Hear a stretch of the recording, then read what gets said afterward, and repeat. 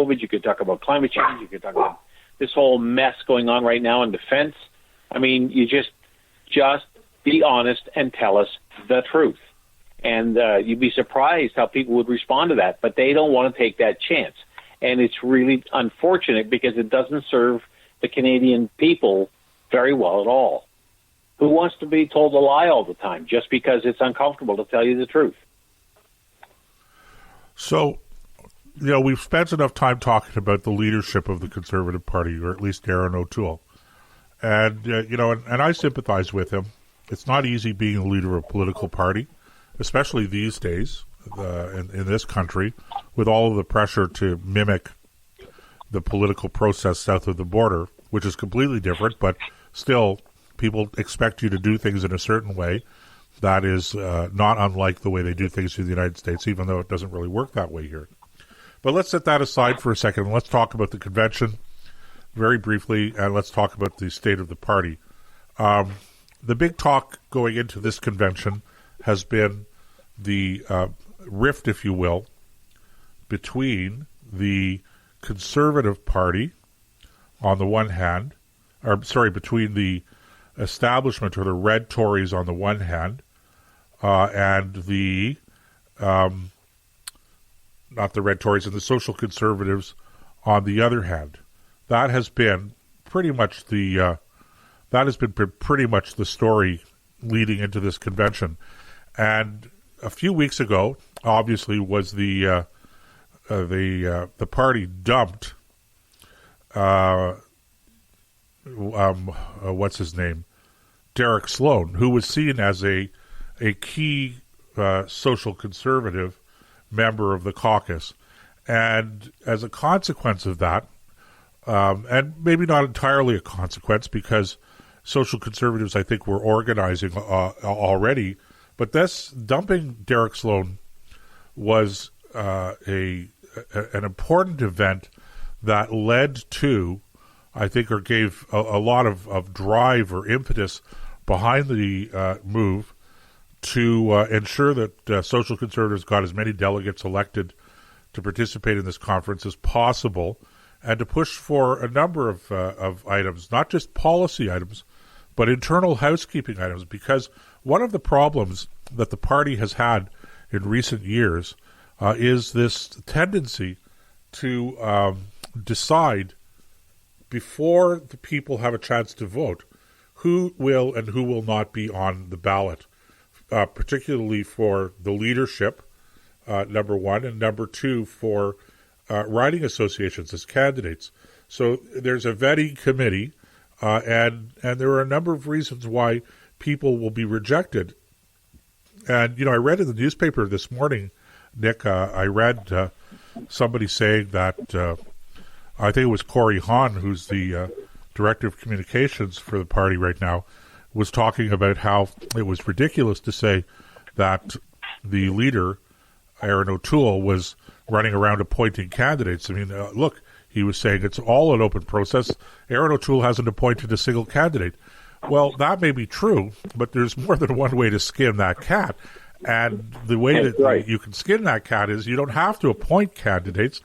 All you have to do is eliminate or prevent candidates from running, people from running, and what you're left with are the candidates of your choice. So, and then you say, well, they were acclaimed or they were elected. Well, that's true, but you didn't let them run in free and fair elections. So, again, I don't know how much of this is Erin O'Toole personally or the people around him or maybe people in National Council.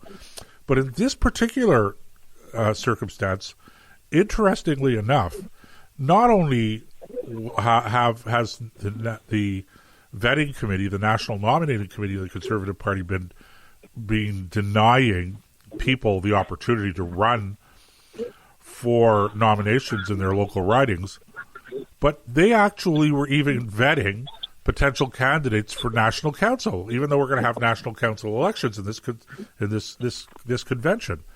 So there were people who wanted to run for National Council who otherwise qualified, but there was a committee in place to say, no, we don't want you running. And therefore they denied them, they blocked them from running for National Council. I mean, whoever heard of such a thing? So, there is a move afoot to elect a decent national council this time around. And, we're going to see what happens in terms of changing some of these really absurd and ridiculous rules. Yeah, and I think it's about time, too, because let's face it, there were some comments on Facebook this week and different social media platforms about how the Conservatives are in decline and the Liberals are holding their own, and if an election was won today, they would win. And what the people who make that comment do not seem to understand is that they've taken it for granted that all the people who are not voting Conservative have switched over to the Liberals. That's not true at all. I don't think so anyway. I think a lot of them are people like, socially conservative-minded people who would have normally voted for Conservatives if they had felt at home, if they had felt that they had at least had a fair hearing at the policy table, in as a delegate, or have their candidates not been squashed long before the run up to the nomination contest was held. And people they want to be taken for granted. They don't want to be brushed aside and say, just pay your dues and shut up, which is in effect what the party's been telling them. So with all that said, that's part of the reason why I think Erin O'Toole is having problems gaining any real ground on the Liberals. Because if you can't beat the Liberals now, I mean, think about it. The WE scandal, no budget in 2 years, the ongoing Defense Department scandals that include the Minister of Defense himself. Okay, it just goes on and on and on. There is more ammunition piled up in their ammunition dump if they were effective in using it. But they can't seem to, all they're doing is spinning their wheels and even going backwards. And that is what's driving people away from the party. Well, I don't know how many people have been driven away from the party, but I take what you're saying.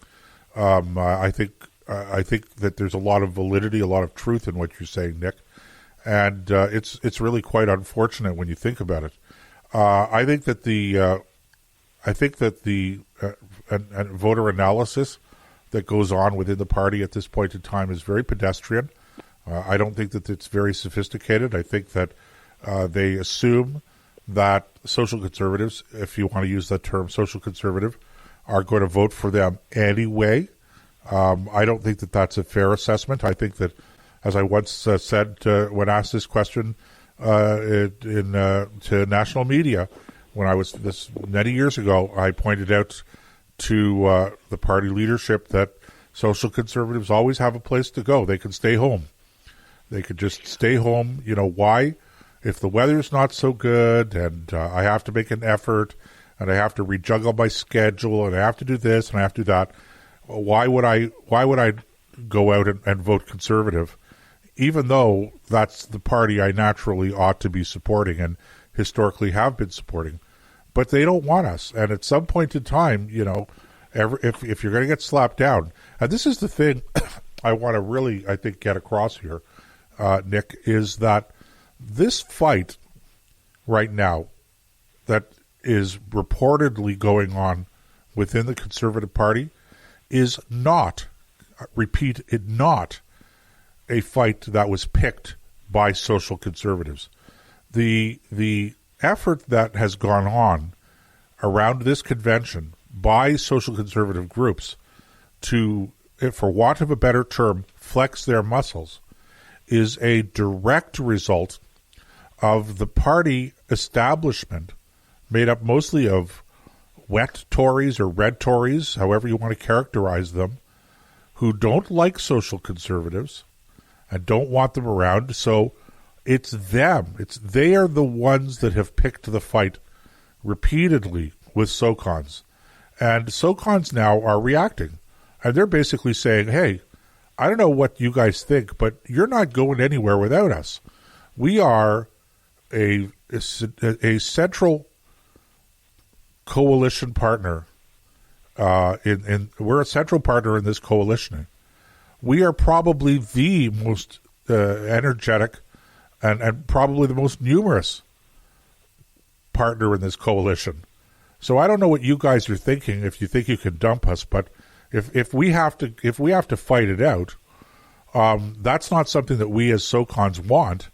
That's something that we as SOCONs are defending ourselves against.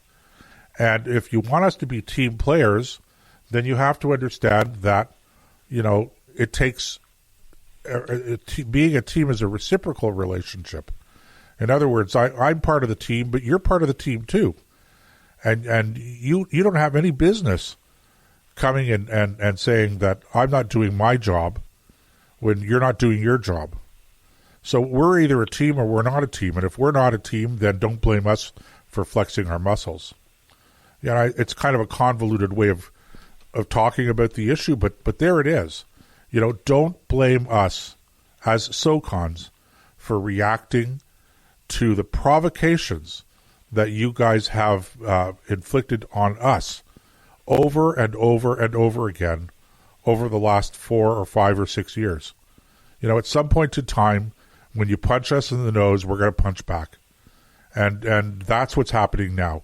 And they don't like it. Oh, they're whining and complaining. And okay, well, then how about calling a truce and being committed to that truce and being committed to building a team and respecting SOCONs and the contribution they make to this country and to this political party and to this political movement.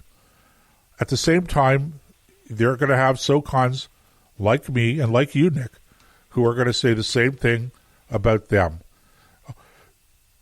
Okay, fiscal conservatives, we need them. I don't think they're entirely right on a lot of the social issues, but this is a team. It's a coalition, and we need to pull together. And we all have to recognize not a single one of us is going to get everything we want. But that's politics. That's the nature of politics. If you don't want to work together as a team, and that means sometimes taking a bullet for your friend and sometimes your friend taking a bullet for you. If you don't want to work together as a team, you are in the wrong business. Yeah. If you don't like that, go play golf or tennis. With Donald Trump. Yeah.